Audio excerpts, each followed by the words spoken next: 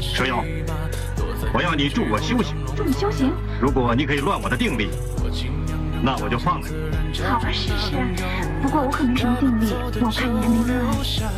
我自己就先乱。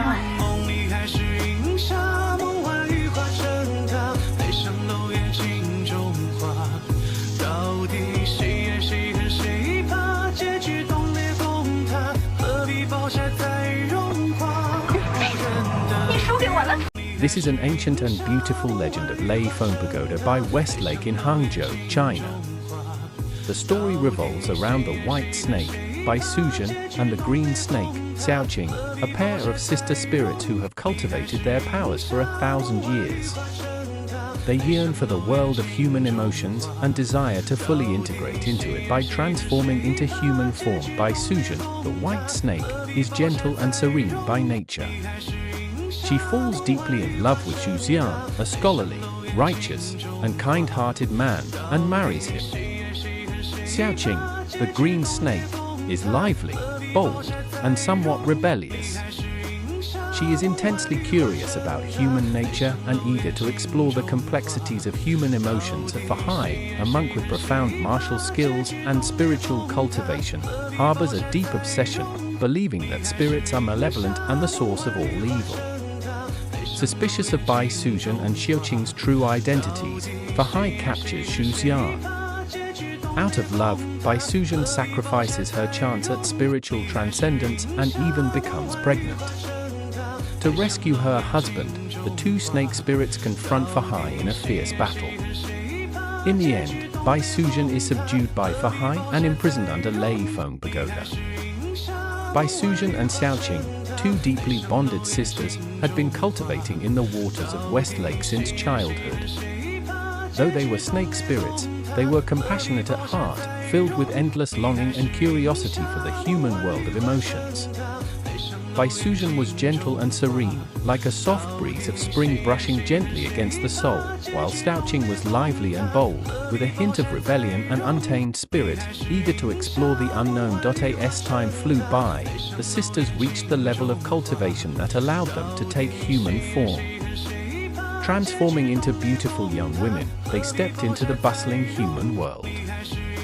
The enchanting scenery of West Lake and the vibrant life of humanity filled them with wonder and excitement. Yet, what touched Bai Sujan the most was the sound of distant recitation, clear and melodious. That voice, like heavenly music, stirred the deepest corners of her tender heart.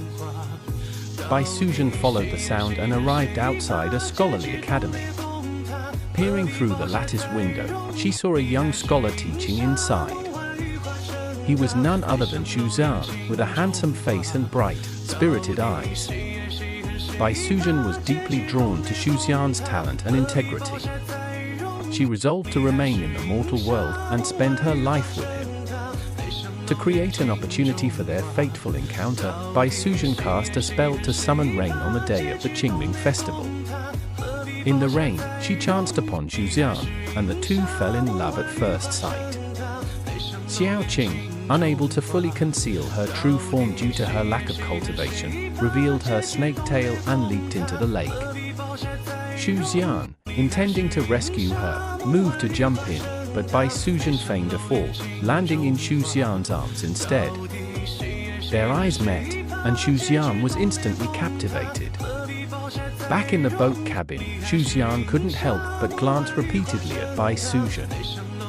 Embarrassed by his behavior, he stepped outside, but Bai Sujan followed him, holding an umbrella to shield him from the rain. Since leaving Bai Sujan's home, Xu Xian had been missing her day and night. Just then, a torrential rain poured from the sky, flooding the village. Bai Sujan and Xiaoqing prepared to control the flood and save the villagers, accompanied by Fahai. Upon arriving at the scene, Fahai cast a spell, and with a single chant, the waters parted, revealing a rainbow. This spectacle deeply captivated Xiaoqing, sparking her strong interest in Fahai. After the flood subsided, a plague swept through the region. Bai Sujan, knowing she was a snake demon, understood that her union with Xu Xian would face numerous challenges. Yet she was willing to sacrifice everything for love, even her 1,000 years of cultivation. With Xiaoqing, she descended to the mortal world. To save lives, Bai Sujan opened a clinic. By day, she was a benevolent healer, treating the sick and relieving suffering. By night, she was Xu Xian's loving wife. Watching her sister busy yet joyful, Xiaoqing grew increasingly curious about the emotions shared among humans. However, their happy life did not last long, as it was disrupted by Xiaoqing. One day, Bai Sujan entered the house and noticed Xiaoqing's curiosity and longing for human emotions. She warned Xiaoqing not to get entangled in human emotional affairs, as the consequences could be severe. Xiaoqing, enraged by the warning, momentarily revealed her true form. At that very moment, Xu Xian returned home and witnessed the scene, terrifying him half to death. He immediately turned and fled. The Dragon Boat Festival was approaching, and every household prepared to drink realgar wine. Bai Sujan, worried that Xiaoqing's cultivation wasn't strong enough and that she might reveal her true form, advised her to hide in the purple bamboo forest for a while. However, Xiaoqing refused to leave and instead hid in the lotus pond. On the night of the festival, Bai Sujan and Xu Xian enjoyed wine together in the courtyard. To prove to Xu Xian that she was not a snake spirit, Bai Sujan drank the realgar wine in one gulp. Concerned that Bai Sujan might reveal her true form from drinking too much, Xu Xian secretly poured the wine into the lotus pond. Suddenly, white smoke rose from the pond, and Xiaoqing reverted to her original snake form, leaping out of the water. Upon witnessing this, Xu Xian was so shocked that he foamed at the mouth and died on the spot. To save Xu Xian's life, Bai Sujan decided to venture alone to Kunlun Mountain to steal the Immortality Herb. Xiaoqing, concerned for Bai Sujan's safety, followed her. After enduring numerous hardships, the two sisters finally obtained the herb. However, just as they were about to leave, the celestial crane guarding the herb spotted them. Shortly after, Fahai arrived. To allow her sister to escape and save Xu Xian, Xiaoqing chose to face the crane alone. At the critical moment, Fahai noticed the Buddhist beads in Xiaoqing's hand and recognized her as the giant snake that had done good deeds and saved people in Zizhu Forest that day. With a wave of his hand, he helped Xiaoqing drive away the crane. Xiaoqing had thought she was doomed to die, but to her surprise, Fahai let her go. She looked at him in astonishment, her eyes full of confusion. Fahai only smiled faintly and turned to leave. One day, Fahai sensed the demonic energy from Bai Sujan and Xiaoqing, which made him suspicious.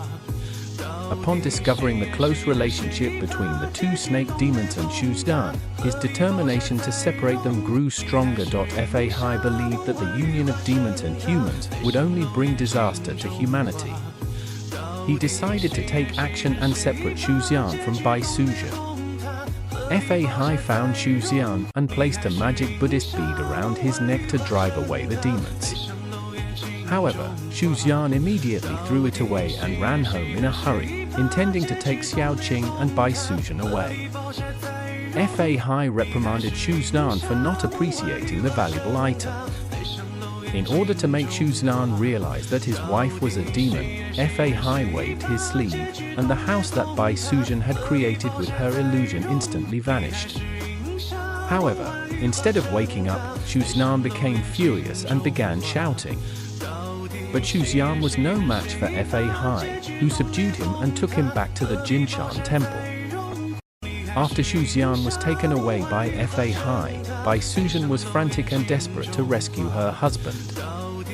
Without hesitation, she and Xiaoqing found Fahai at the Jinshan Temple and engaged in a fierce battle with him.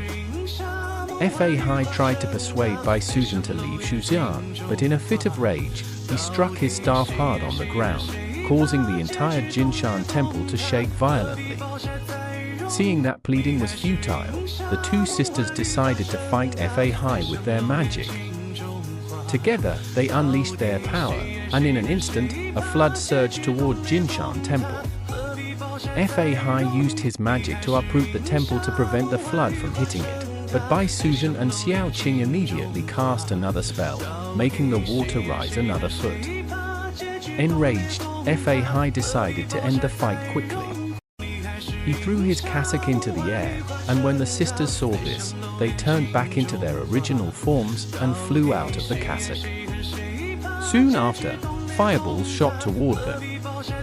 In her attempt to dodge the fireballs, Bai Suzhen experienced a miscarriage, which left her unable to control the flood with her magic. The water not only flooded the village, but also slammed the two sisters into the wall. During this struggle, Bai Suzhen displayed her immense power as a snake demon. She used her magical abilities to summon the raging river in an attempt to drown Jinshan Temple and rescue Xu Xian.